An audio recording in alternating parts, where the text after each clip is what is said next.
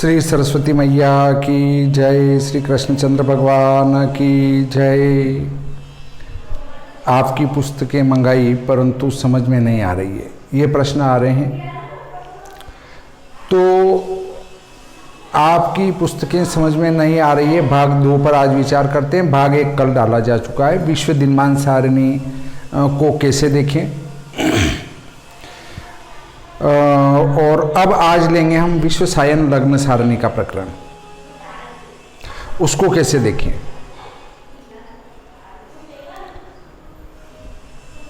कल और इससे पहले वाले वीडियो में मैंने सूर्योदय साधन बताया था और इष्टगति निकालना।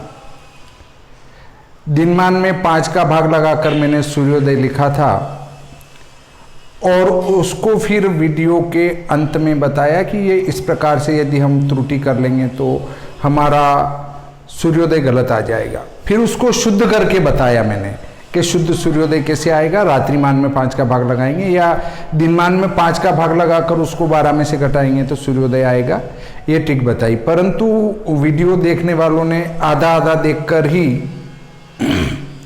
उसका निराकरण करके, और किसी ने कमेंट कर दिया और किसी ने फ़ोन लगा के बताया या WT करके बताया कि साहब आपने जो वीडियो डाला है उसमें शायद सूर्योदय जो निकाला वो अशुद्ध है। फिर मैंने उनको बताया कि आप वीडियो पूरा देखें और उसके बाद प्रश्न करें कि क्या मैंने गलत किया है।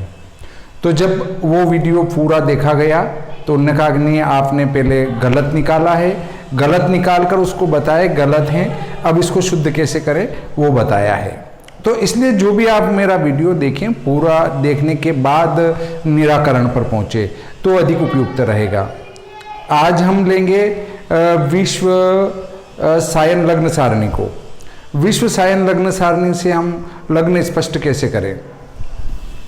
हम किसी भी प्रकार से पहले सूर्योदय निकालेंगे, जो मैंने आपको निकालना बता दिया है विश्व दिनमान सारणी से, और इष्ट घटी निकालेंगे। इष्ट घटी निकाल के फिर जन्म समय का हमें सूर्योदय चाहिएगा। किसी ने अभी मेरे से पूछा कि आप जो है पहले ये बताएं कि आपने जो साधन किए हैं उसमें रेखांश का कोई उपयोग नहीं किया है, कोई 45 डिग्री पर न करें तो क्या होगा। तो उसके लिए विश्व दिनमान सारणी और विश्व सायन लग्न सारणी में विस्तृत में बताया है कि आपको सूर्योदय कैसे निकालना है, सूर्यास्त कैसे निकालना है, दिनमान कैसे निकलेगा, रात्रिमान कैसे निकलेगा, लग्न स्पष्ट कैसे होगा, सायन लग्न कैसे आएगा, अयनांश कैसे आएगा, निर्यन लग्न कैसे आएगा, प्रथम षष्ठांश कैसे आएगा, द्वितीय षष्ठांश कैसे आएगा, फिर 12 भाव साधन कैसे होंगे। 12 भाव साधन में भी प्रथम बार में पूरे 12 भाव अलग अलग साधन करना बताया है। उसके बाद 6 भाव साधन करके 6 भाव को निकालना बताया है। फिर केवल 4 भाव को निकाल के 12 भाव निकालना बताया है। इतनी ट्रिक्स उसमें दे दी गई है। 5 का भाग लगाने का सरल तरीका बताया है, 12 का भाग लगाने का सरल तरीका बताया है, 30 का भाग लगाने का सरल तरीका बताया है। इस प्रकार मैंने कई विधियां जो है विश्व सायन लग्न सारणी और विश्व दिनमान सारणी में दी हैं। और एक बार स्थूल प्रकार से सूर्योदय, फिर उससे सूक्ष्म प्रकार से सूर्योदय, फिर उससे सूक्ष्म प्रकार से सूर्योदय, और फिर उससे भी सूक्ष्म प्रकार से सूर्योदय निकालना भी बताया है। लग्न साधन में भी ऐसी प्रक्रिया मैंने बताई है।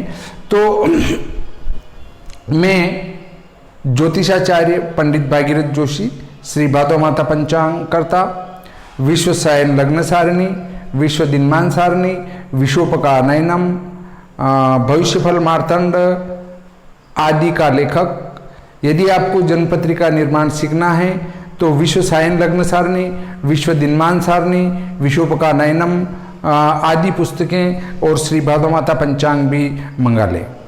चूंकि पंचांग इस संवत का कम ही बचा है, और जब आप ये वीडियो देखेंगे तो आपको इस साल के पंचांग के उदाहरण मिलेंगे, तो वो पंचांग फिर आप कहाँ से लाएंगे? कोई मिलान करना है आपको, तो आप पंचांग भी मंगवा ले, पुस्तकें भी मंगवा ले, तो आपकी कई समस्याओं का समाधान हो जाएगा।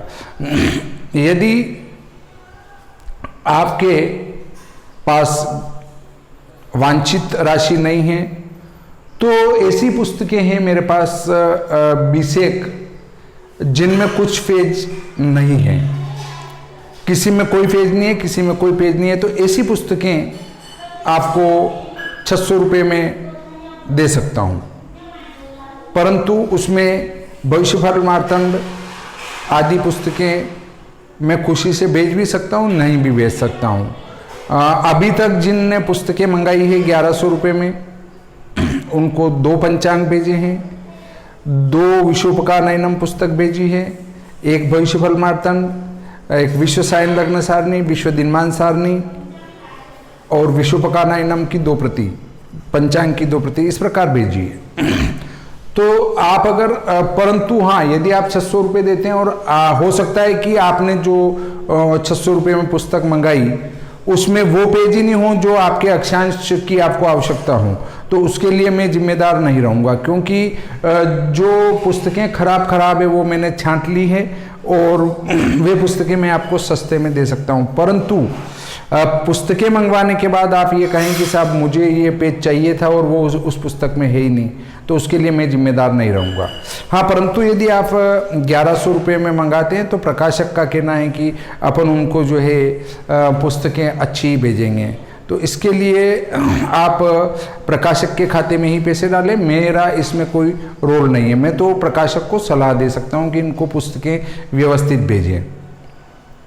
प्रकाशक की तरफ से ये कहा गया है कि भाई 20 पुस्तकें खराब है, यदि कोई लेना चाहे तो इनको 600 रुपये में अपन दे देंगे, पर उसमें यदि आपका कोई अक्षांश की टेबल नहीं मिलती है तो उसके लिए पुनः आप संपर्क ना करें।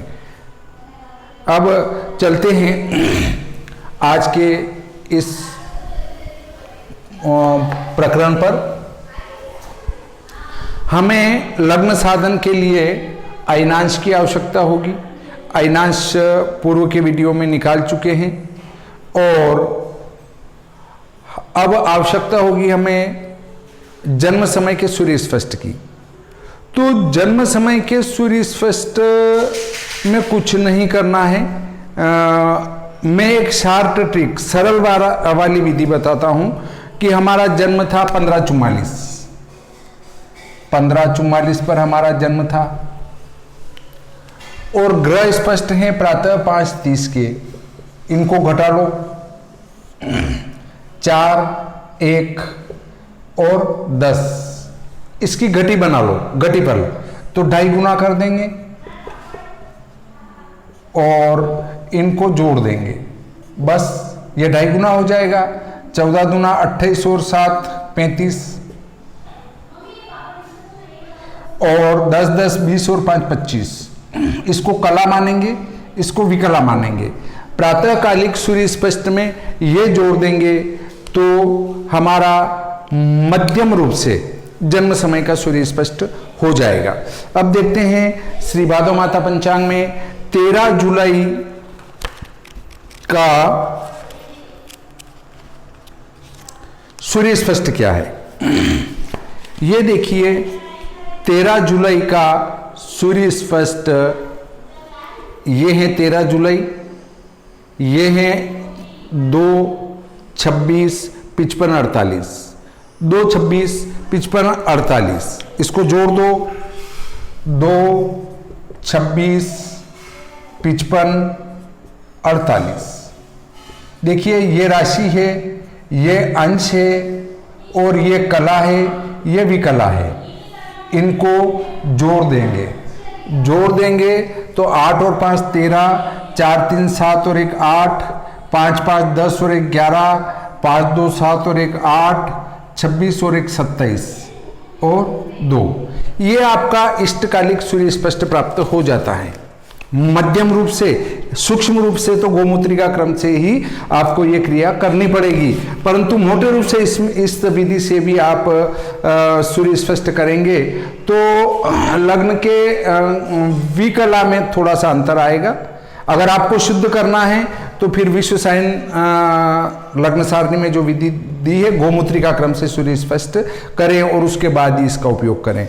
परंतु ये ध्यान रहे कि हमने आज का सूर्य स्पष्ट लिया है और हम ये योग करते हैं तो ये योग ऐसा नहीं हो कल के सूर्य स्पष्ट से ज्यादा हो जाए, इस बात को ध्यान में रखें। अब हम इस सूर्य स्पष्ट को लिख देते हैं, यहां तक आपको कोई दिक्कत नहीं होगी। अब देखिए ये मैं लिखता हूं आज का सूर्य स्पष्ट इष्टकालिक, इष्ट का सूर्य स्पष्ट आपका है 2/27, 2/27, 21-23 और अयनांश हमने निकाला ही था कल, उन ही अयनांशों का प्रयोग करेंगे। परंतु फिर भी यदि कोई दिक्कत आ रही है तो उसके लिए विश्वसायन लग्न सारणी में अयनांश निकलाए दे रखे हैं, उन्हीं का उपयोग करते हैं। देखिए ये 1/7/20 के अयनांश है 24/8/20 और इसमें 13 दिन का चालन, 2 विकला जोड़ेंगे तो 24/8/22 हमारे अयनांश हो जाएंगे। ये मैंने पहले निकालना बता दिया है, अभी केवल लिख रहा हूं 24/8/22। इसको सूर्य स्पष्ट में जोड़ देंगे 3 2 5 और ये 4, 21/8 29, 7 4 11, 2 2 4 1 5 और ये 3।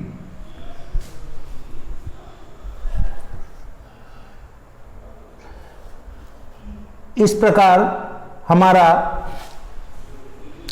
सायन सूर्य स्पष्ट प्राप्त होगा 3 21 29 45। अब इस प्रक्रिया को आगे बढ़ाते हैं हम। हमारी जैसी टेबल हमने ली थी अजमेर की, वैसी ही लेना मैं बताता हूं कि आपके अजमेर के अक्षांश 26-27, उसके नज़दीक के अक्षांश 26-30 की टेबल है हमारे पास। तो आपको बस क्रम से निकालना है और उस टेबल को निकालना है 26-30 वाली को। अब 26-30 वाली टेबल में क्या दिया है, जैसा दिनमान सारणी आपने देखी थी वैसा का वैसा इसमें भी दिया है। यहाँ 0 मेष है, 1 वृषभ है, 2 मिथुन है, 3 कर्क हैं। अब इस टेबल को देखेंगे तो यहाँ 0 से लगाकर 1 2 3 4 5 6 7 8 और 29 तक यहाँ लिखा है। अगर आपको ऊपर वाली सुविधा लगे तो ऊपर वाली लाइन पकड़े और बिल्कुल नीचे भी ये की यही गिनती लिखिए, बिल्कुल सबसे अंत में टेबल के नीचे। तो अगर आप आधे से नीचे चले जाएं तो वो उसको भी मिला सकते हैं, और आपको ये ही सरल लगे तो इसको यहाँ जैसे हमारा सूर्य है 3 21 तो 3 तो ये लेंगे और 21 यहाँ से लेंगे, इन दोनों को मिलाकर लिख देंगे। इन दोनों को मिलाकर लिखेंगे तो वो मान आएगा घटी पल विपल में, इनको जोड़ देंगे। अब देखिए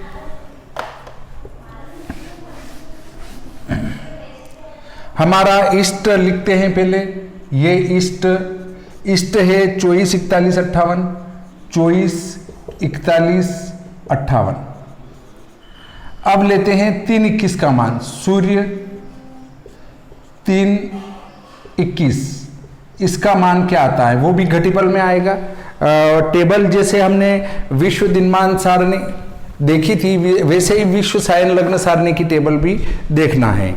ये देखिए 26-30 की मैं टेबल निकालता हूं। इसमें ये 20 है, 22 है, ये 23 है, 24, ये 27 आ गई, 27, ये 26 और ये 26 30। ये देखिए आप इसके ऊपर लिखा है अक्षांश 26-30 की सायन लग्न सारणी। इधर से 3 को पकड़ेंगे, उधर से 21 को उतारेंगे तो ये देखिए यहाँ आ रहा है 16 51 43। 16 51 43 को हम यहाँ लिख देते हैं। 16, 51, 43। अब जो अगली इसकी कला विकला साधक सारणी है, अर्थात इस कला और इस विकला का मान लेना है, तो यहाँ पर टेबल अलग प्रकार से है। वो ये है कि ये एसी है, ऐसा ब्लॉक बना हुआ है, इसमें लिखा है 0 मेष और 11 मीन, अर्थात मेष और मीन राशि के लिए ये एक ही मान होगा। और ऐसा एक और टेबल, ये ऐसी टेबल है, और प्रत्येक दो राशि के जोड़े में ऐसा बना हुआ है। उसमें लिखा है, पहले हमारा 0 है, 1, 2, 3, 4, 5, 6, और ये 29 तक लिखा है यहाँ।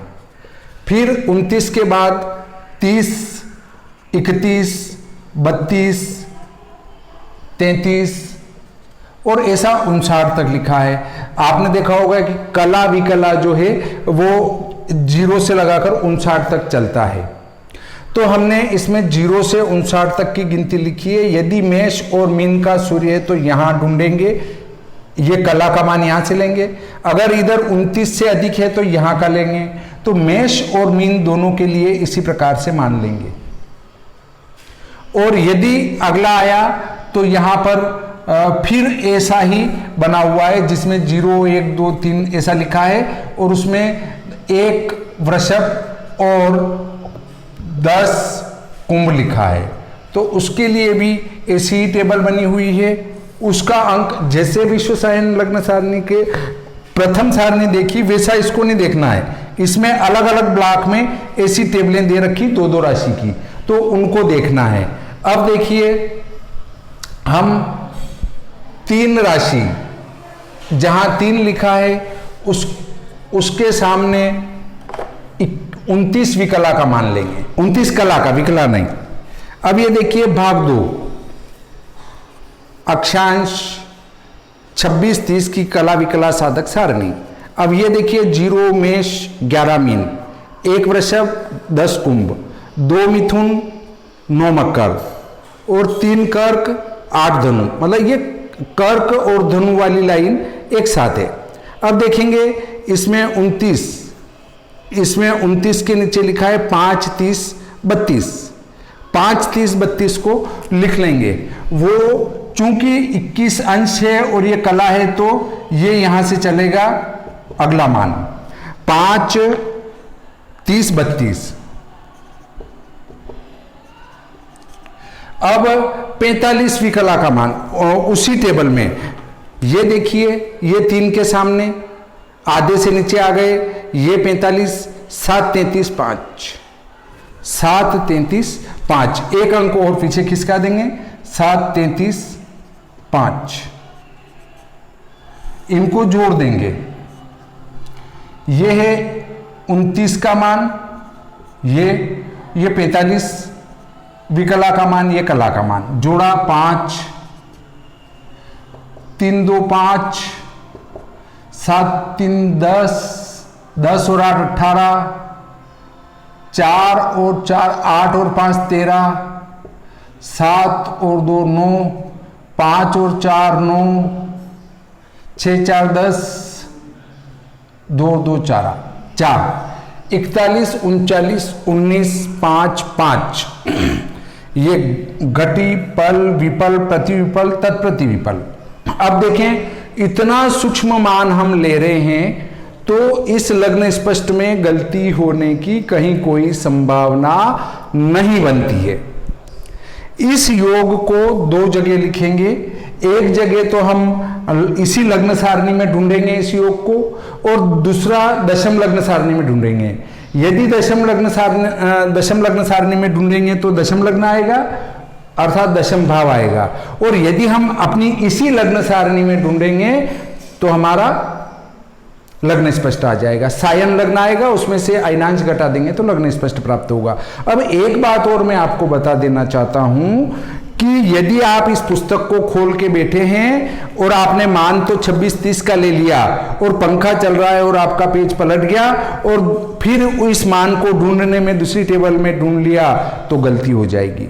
आप पुस्तक का प्रयोग करें तो पहले जिस सारणी का प्रयोग कर रहे हैं, जिस अक्षांश, अपने जन्म स्थान के अक्षांश की टेबल इसमें ढूंढेंगे और उसका प्रयोग करेंगे। अब जब आप इसका प्रयोग कर रहे हैं तो वहां पर एक कोई कागज का टुकड़ा रख दें या फिर कोई पेंसिल, बाल पेन रख दें ताकि वो पेज पलटे नहीं। अब देखें, इस मान को इसी टेबल में ढूंढते हैं। तो हमें ढूंढना यह है कि इससे अधिक और इससे कम दोनों जहां मिलते हैं उनको लेना है, अर्थात इससे थोड़ा सा अधिक, इससे थोड़ा सा कम। तो इससे अधिक वाले से जो छोटा मान है उसको यहां लिख देंगे, उसके सामने की राशि और उसके बिल्कुल ऊपर के अंश यहां लिख देंगे, वो सायन लग्न के राशि अंश होंगे। अब देखिए, मैं बताता हूं आपको, 41, 39, 19, ये देखिए 41 14 मिले, 41 25 मिले, 41 37 मिले, 41 48 मिले। 41 48 हमारे 41 39 से अधिक है, तो उससे कम क्या है 41 37, जो कि 41 39 से कम है। उसके जस्ट दोनों, एक ज्यादा है एक कम है, तो ये कम वाला लेना है। इसके सामने लिखा है 8 धनु और इसके ऊपर लिखा है 1 अंश, तो ये 8 1 तो लग्न हो गया। और इसका जो मान है 41 37 6, उसको यहां लिख के घटा देंगे। 41 37 6 घटाया 5 5 13 2। अब आप ये देखें कि जब आप इस पहली टेबल से मान ले रहे हैं तो घटी स्थान में हमेशा शून्य आएगा। यदि घटी स्थान में आपके कोई अंक आ रहा है तो आप गलती कर रहे हैं। अब जो अवशेष बचा वो कला विकला साधक सारणी में जैसे इसमें ढूंढा वैसे ही ढूंढना है, परंतु ये ध्यान रखना है कि इनके ब्लॉक दो दो राशियों के अलग हैं। अब देखते हैं 2 13 कौन से में ढूंढना है, 8 राशि के सामने। तो अब हम देखते हैं, ये देखिए हमारी 8 राशि यहां आती है, ये 8 राशि, इसमें 2 13 5, ये 2 16 है और इसके जस्ट कम है 2 5, तो हमें इससे जस्ट कम वाला लेना पड़ेगा, बिल्कुल नजदीक में कम है वो। तो इस 2 5 22 के ऊपर लिखा है, देखो ये 11, तो ये 11 कला तो लग्न के हो गए।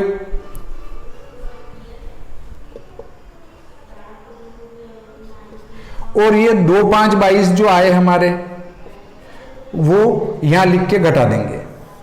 5 बचे, 5 में से 2 3 4 7। अब दूसरी बार में इस पल के स्थान में शून्य आएगा ही, अगर नहीं आ रहा है तो आपके कोई मिस्टेक है। फिर उसी 8 राशि में कला विकला साधक सारणी में ढूंढेंगे तो इसका विकला में लग्न का मान आ जाएगा। ये देखिए 8 राशि, इसमें हमें ढूंढना है 7 43, तो ऊपर वाले ब्लॉक में तो नहीं है, इसके नीचे वाले ब्लॉक में देखते हैं तो 7 35 है और 7 47 है। 7 43 चाहिए हमें, तो 7 47 से कम है, तो ये 7 35 लेते हैं। ये 7 35 के यहाँ देखो ऊपर 40 लिखा है, तो ये 40 उधर लिख देंगे, ये 40 तो यहाँ लिख देंगे। अब इसका 7 35 55, 7 35 55 घटा देंगे, 0 1 7 0। अब आप देखेंगे पहली बार में यहां 0 होगा, दूसरी बार में यहां 0 होगा, तीसरी बार में यहां 0 होगा। अगर नहीं होता है तो आपने गणित में गलती की है। यह हमारा सायन लग्न स्पष्ट हो चुका, सायन लग्न स्पष्ट। अब इसमें से अयनांश घटा देंगे, 24 8 22, 10 में से 2 8 1, 11 में से 8 3, 11 में से 4 7 7। निर्यण लग्न स्पष्ट। आपका ये जन्म कुंडली में भरा जाने वाला लग्न स्पष्ट प्राप्त हो गया, अर्थात वृश्चिक लग्न की कुंडली बनेगी।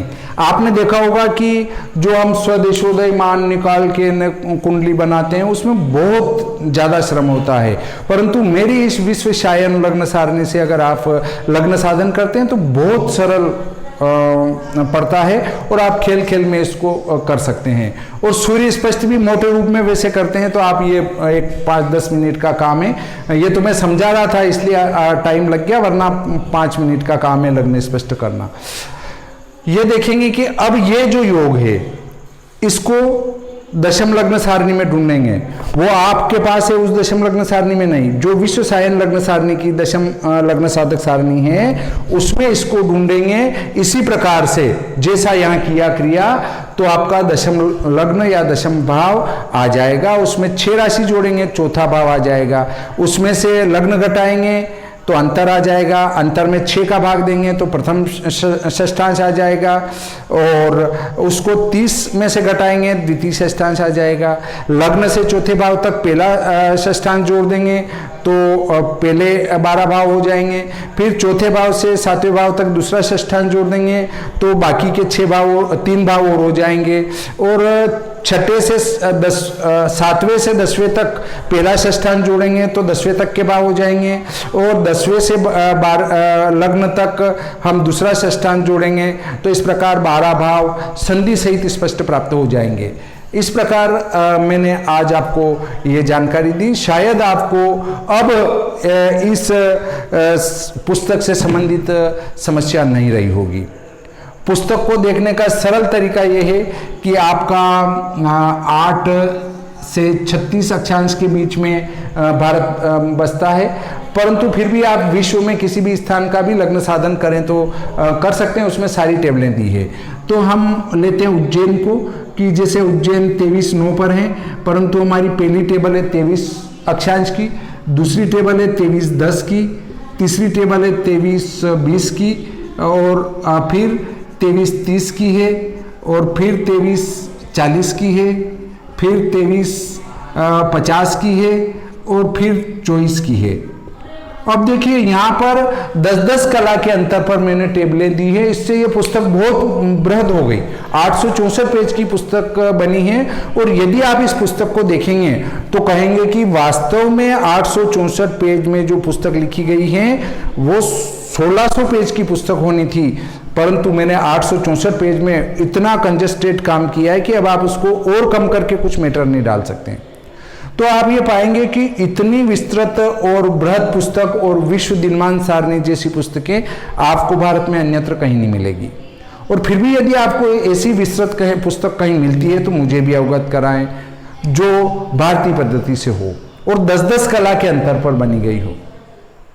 यहाँ पर जो पंचांगों में दी गई टेबल रहती है वो एक आधे अक्षांश इधर उधर का लग्न साधन करते हैं। अब आप पाएंगे कि एक तो 23 अक्षांश के आधार पर लग्न साधन करें एक बच्चे का, और एक का 23/10 के आधार पर लग्न साधन करें, और फिर उन दोनों लग्नों का अंतर करें, कितना अंतर आता है। और उतना अंतर आता है तो आपकी षष्ठ्यांश कुंडली बदल जाएगी, कभी कभी नवांश कुंडली बदल जाएगी, कभी कभी होरा कुंडली बदल जाएगी, और कभी कभी लग्न बदल सकता है। तो आप सूक्ष्मता की ओर जाएं। अगर आपको सूक्ष्मता में प्रवेश करना है तो इस प्रकार से सूक्ष्म लग्न साधन कर सकते हैं। दूसरी बात आती है कि एक ने मुझे कमेंट करके बताया कि भाई आप गणित को रहने दे, गणित तो कंप्यूटर में से पूरी जन्मपत्रिका आ जाती है, आप तो फलित बताए। तो भाई साहब आप इतनी गलती क्यों कर रहे हैं? कंप्यूटर फलित भी बता रहा है आजकल। फलित वाला सॉफ्टवेयर खरीदे और गणित भी उसी में, फलित भी उसी में, और आपके दिमाग को रेस्ट दे दें, आपको कुछ नहीं करना है। तो फिर तो यजमान खुद ही अपनी पत्रिका निकाल लेगा उस सॉफ्टवेयर से, आपकी कहां जरूरत लग रही है? भाई आपको गणित नहीं सीखना है, फलित सीखना है, तो फिर आप फलित वाला ही सॉफ्टवेयर उपयोग करें, केवल उसमें से उठा के नकल मारें। आपको अपने दिमाग के उपयोग की कतई आवश्यकता नहीं पड़ेगी। और नक्षत्र सूची के संबंध में आप जानती होंगे कि वे व्यक्ति जो शास्त्रों को छोड़कर अपनी मनमर्जी से बात करते हैं, वे व्यक्ति जो त्रिस्कंद ज्योतिष का ज्ञान नहीं रखते हैं, वे नक्षत्र सूची हैं और वे घोर नरक में जाते हैं शास्त्रों की अवहेलना करने के कारण। और आजकल फेसबुकिए, WT वाले और ज़्यादातर फेंक पट्टी करने वाले हैं, और वे सब नक्षत्र सूची हैं और रो नरक में जाएंगे, क्योंकि वो शास्त्रों का उपहास कर रहे हैं। शास्त्र, आप कहेंगे शास्त्र कैसे? तो ज्योतिषम वेदानाम चक्षुः, अर्थात ज्योतिष वेदों की आंखें हैं। और जब वेद से ये ज्योतिष निकला है तो आप वेद का उपहास कर रहे हैं अपने मन मर्जी से कार्य करके। तो आप गणित नहीं करना चाहते हैं, बहुत बढ़िया बात है। तो फिर आप फलित भी नहीं करें, फलित का भी सॉफ्टवेयर आ रहा है। आप कहेंगे कि फलित तो कंप्यूटर का गलत है, तो भैया गणित कैसे सही हो गया कंप्यूटर का? वो तो एक मशीन है, अगर वो फलित गलत देता है तो गणित भी गलत दे सकता है। और वे जो विद्वान हैं जो गणित हाथ से करते हैं, वे कह सकते हैं कि सॉफ्टवेयर में कहाँ गलती है। और बाकी तो जो डायरेक्ट देख रहे हैं, जिनने कभी अपने जन्म में कभी कुंडली का गणित का ग नहीं समझा कभी, तो वो तो कहेंगे नहीं कंप्यूटर बिल्कुल सत्य है। कई ऐसे लोगों को तो समझाया ही नहीं जा सकता है कि भाई आपके केपी में भी, अब केपी वाले ये कहते हैं कि केपी में तो केपी का गणित ही चलता है। भाइयों, केपी में केपी का गणित ही चलता है, तो क्या सूर्य भी केपी वालों का अलग चलता है? चंद्र भी अलग चलता है? मंगल बुध गुरु शुक्र शनि राहु केतु भी उनके अलग चलते हैं? क्या वो सूर्य देवता आदि 9 ग्रह देवता केपी वालों के लिए अलग गति करते? अब उनको कैसे समझाएंगे? भाइयों, ये जब जब गणित में संशोधन होगा, द्रक तुल्य गणित किया जाएगा, तब तब आपको भी अपना केपी को बदलना पड़ेगा। हमारे वैदिक गणित वालों को भी अपना संशोधन करना पड़ेगा, और अन्य जो भी इस गणित का प्रयोग करते हैं तो उनको भी अपने गणित में द्रक तुल्यता लानी पड़ेगी। अगर आप ऐसा नहीं करते हैं तो आपकी केपी हो या कुछ भी हो, नवग्रह देवता किसी की रखते नहीं हैं कि नहीं साहब ये तो केपी वाले हैं जो लेटेस्ट हैं, हमें तो ये जो कहते हैं उनकी बात सत्य करनी पड़ेगी। ऐसा नवग्रह देवता कदापि नहीं करेंगे। तो इस प्रकार आज का ये प्रकरण संपूर्ण होता है, और अगले वीडियो में फिर हम किसी नए प्रकरण के साथ मिलेंगे। श्री सरस्वती मैया की जय, श्री कृष्णचंद्र भगवान की जय।